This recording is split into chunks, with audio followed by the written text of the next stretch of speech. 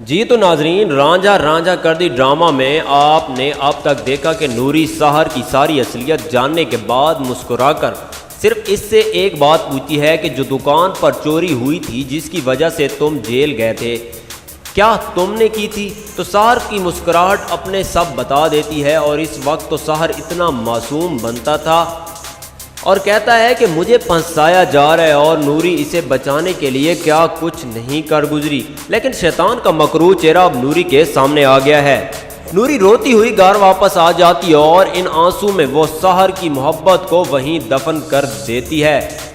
अब नूरी सिर्फ भोले की बीवी और इसके होने वाले बच्चे की माँ है और इधर भोले की माँ इसके घर वापस ना आने का इंतज़ार कर रही है। और आखिरकार इसके बाद सोचती है कि मैंने जिस दरबार पर मन्नत मानी थी मैं वहाँ जाती हूँ। तो वहाँ देखती है कि रक्शे के ज़रिए वहाँ जाती है और वहाँ देखती है कि भोले को वहाँ घसीटा जा रहा है। शायद वो अनपढ़ औरतें ही मन्नतें मांगती थीं, जो औलाद वाला कर दे, मेरी पहली औलाद होगी तो इसे दरबार में दे जाऊंगी, इस तरह की मुख्तलिफ मन्नतें। वहाँ जाकर वो क्या देखती है कि दरबार में इसके भोले को घसीटा जा रहा है। वो बंद जंगले को ज़ोर ज़ोर से हाथ मारती है कि मेरे बच्चे को छोड़ दो, जिस पर एक अजीब व गरीब शक्ल वाला बाबा आकर कहता है अमानत जिसकी होगी अगर उसे आप नहीं पहुंचाओगे तो खुद वसूल करने आ जाते हैं। इधर भोला चीखता है मुझे नहीं जाना अम्मा, इनके साथ मुझे प्लीज़ बचा लो।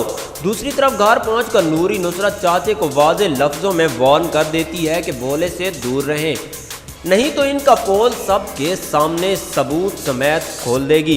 चाचा नूरी की धमकी सुनकर खौफजदा हो जाता है और ऑफिस में जाकर सहर से कहता है इस लड़की के इरादे मुझे ठीक नहीं लग रहे, मेरे इरादों को खाक में मिलाते हुए नजर आ रही है। सहर इनकी बातें सुनकर हैरान होता है कि कहता है कि नूरी ऐसा कैसे कर सकती है, वो तो इसके साथ है। और इस वजह से वो फौरन नुसरत चाचा के घर जाता है, नूरी को छत पर बुलाता है और इससे पूछता है कि तुम अपने प्लान से पीछे कैसे हट सकती हो। जिस पर नूरी गुस्से में कहती है मेरा नहीं तुम्हारा प्लान इसमें शामिल है, मैं इसमें बिल्कुल भी शामिल नहीं थी, मेरा सिर्फ एक ही मकसद है और वो अपने बच्चे की हिफाजत और इसके बाप की भी। नूरी ये कहकर शहजादी लगी। अब मजा आएगा नुसरत चाचा को और सहर जैसे मकार फरेबी इंसान को। नूरी अब बड़ी चालाकी से खेल खेलती नजर आ रही है।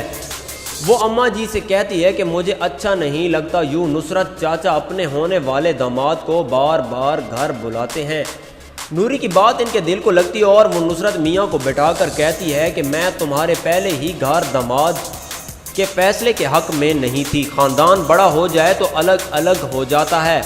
इनकी बात सुनकर नुसरत मियाँ के होश उड़ जाते हैं और क्या लगता है आपको कि सहर इतनी आसानी से नूरी को यूं सारी गेम उल्टाने देगा?